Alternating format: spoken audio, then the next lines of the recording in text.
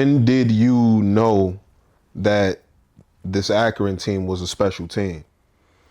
That's a good question. I mean, shout out Coach John Groce. Like, he's one of the best leaders I've ever played for. Like, he's, has been coaching since the '90s. Like, he's a basketball fanatic. And he kind of said, like, throughout the year, he's like, this has the potential to be one of the best Akron teams in history. We just gotta, we're not there yet, and I don't know when we will be, but we have, like, this is one of the deepest, like, most talented teams I've ever coached. So we kind of knew that there was, like, this potential for us. It was just a matter of, like, all right, how are we going to figure it out? And I think in the non-conference, we struggled in some ways. There was some selfishness. There was some egos. There was some confusion in terms of roles. And also, ironically enough, this year, Coach decided to really speed up the tempo as well. So similar how it was at Cornell, where we went from a slow team to a fast team, Akron decided to do the same thing this past year because we were so deep and could play so many guys. So all of that comes with, just different things. And I think we made some adjustments throughout the year. But I remember thinking we played, and this actually is crazy, the game that we lost. We played Princeton on the road at Princeton, which is a familiar team for me, but obviously maybe not the guys. But we had a really good game. Like, we were clicking, like, the ball was moving. Like, it was the first time I felt like we were really, like, doing what we planned out to do. There wasn't any ego. There wasn't any selfishness. We ended up losing on a buzzer beater. But I remember just thinking, like, Coach, that was like, after that game, Coach had nothing bad to say to us. He was like, man, I'm sorry for you guys. I'm sorry for the squad that we lost, and that sucks. But, like, we did what, like, that's the type of basketball we need to be playing. And that was right before conference play started. And then, conference play started, we rattled off like 17 games in a row. Yeah. Had the longest win streak in America. Like, so I think after that game, it was weird because that doesn't normally happen after a loss. Yeah. But that's when I kind of felt like, actually, I think we can do everything that we've been talking about, and we have a chance to really. And then obviously when you start winning these games consecutively, it's like, all right, like, I don't see how we're gonna lose if we do what we plan to do. Most definitely. You guys go 28-7 for the year, 17-1 in conference, winning the regular season title and the MAC conference tournament championship. How was it to do that much of winning this last season? It was awesome. Like, you could just, like, as game by game, you could feel the buzz. Like, campus vibe was picking up. Like, the media outlets are starting to get involved. Like, and then also it was just, like, fun. Like, we were playing a fun style of basketball where, similar to Cornell, like, we didn't care who. Like, it could have been anyone's night, any given night. We had so much talent. Like, it was very balanced scoring. And it was just fun to kind of see that pay off. Like, we had known that we had the potential to be good, but, like, it wasn't necessarily reflecting in our games. But to kind of see it all kind of start to click, and it was. I mean, obviously it wasn't perfect. There was times where we still had to make adjustments and continue to grow. But, like, that feeling was awesome. So then to also see it culminate in a regular season championship, a MAC championship, and, like,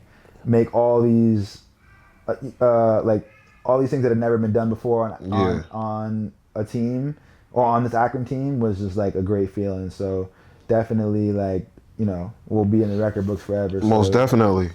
Now, it was no cakewalk. You guys faced Miami of Ohio in the conference final. Won it by 2. Miami had you guys by 12 at halftime. How did y'all go about chopping that lead down to get that W? Yeah, that was one of the craziest games I've ever been a part of. Talk to us about it. It was insane. So the history in that game. So we played them in the regular season, and it's not like an Ivy League where you play every team twice. So we only played them once in the regular season at the crib, and we destroyed them. We had a really good game, and they were the other best team in the conference at the time, and they were throughout the whole season. And also our coaches were brothers. So our head coach. Shoot. The head coach of Miami was the younger brother of Coach Groce. Yeah. And so there's all this rivalry, all this smack talking, like, and everyone's playing into it in the media. Yeah. But we destroy him at home, and all throughout the rest of the season, maybe it was just us, in our perspective, but it seemed like all they would do was talk about us. Like they'd win the game and be like, yeah, we're just waiting for Akron or something like that. And so there's all this kind of built up, like, and we kind of had a feeling we were going to see them again. But that's all they're talking about. Like, oh yeah, we can't wait till we see Akron again. We can't wait till we see Akron again. But so we both finished like the number 1, number 2 teams in the conference. And then MAC tournament comes around. You have to win basically 3 games in 3 days. So we beat our first team in Bowling Green, beat Toledo the next day, and then but both games we were pretty much winning. It was cruise control. Yeah. Bowling Green, we destroyed them. Toledo was a little bit more of a challenge, but we ended up winning by. They never had a lead in the second half. Yeah, but so now it's championship night in Rocket Mortgage, the Cavs arena. The gym is packed, all red and blue. Yeah, is the state of Ohio really involved? Knowing, it's 2 big public schools from the state. Yeah, they Does love the state basketball get behind there, for sure. Like there's a real, especially in Northeast Ohio, but also just in all parts of Ohio. Like they love sports over there, especially basketball. So all parts of Ohio rallying behind this game and this matchup. And they just jump us off rip. Like everything that they probably could have hoped to go right goes right. Their best player, Peter Suter, is playing like prime MJ. Like they're hitting all these shots that they don't. I mean, I won't say they don't care. They don't normally hit, but everything is going for them, and like we could sense it too. And even we had came back from a lot of games throughout the year, like where we were down a lot and still found a way to win.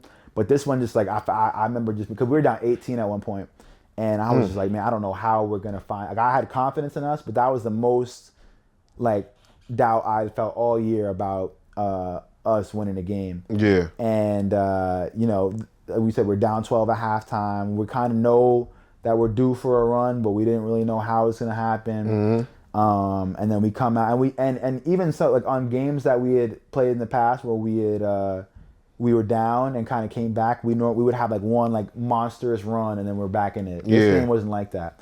We're just bit by bit kind of chipping away, and I'm not even really thinking. I was so the gym was so loud. I'm just like I was so it was all like it was nothing to me. I'm just thinking about like how are we like gonna go out there and do what we're gonna do. I'm not even looking at the score. So bit by bit we're chipping away, and it comes down to it where it's like a couple minutes left and it's a 2-3 possession game. We hit some big shots, make some big possessions. And then, you look up, all of a sudden it's 30 seconds left and it's a tie game. And I'm not even thinking about how crazy that is, but that is crazy. Yeah.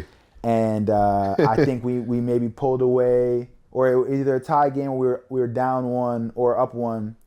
And they missed a go-ahead shot. We get a big rebound. Somehow all the defense collapsed and it's a 2-on-1 fast break with 8 seconds left.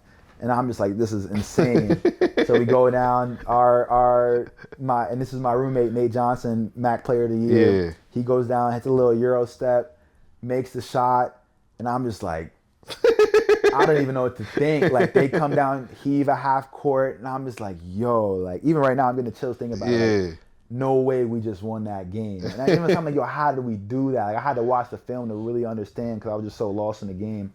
But it was unbelievable. Like to then, like it was just such a story. Cause we were the heavy favorites the whole time. So the fact that Akron won the championship that year wasn't that much of a surprise. But if you had watched that game, like you would have thought, yo, they ain't getting it. Because just Miami was a talented team and everything was going for them. So that was just so awesome for us, and it was a great experience. Like I'm so happy. Like I remember at parts of the game, I'm like, no way these dudes are gonna like cut down the nets and I'm gonna have to be all sad walking to the locker room. I'm like, no way. Like I can't, like that will not sit right with me. So I just think we found a way, and it's tested. Like shout out our players and our coaching staff for just staying solid, and it was an amazing feeling.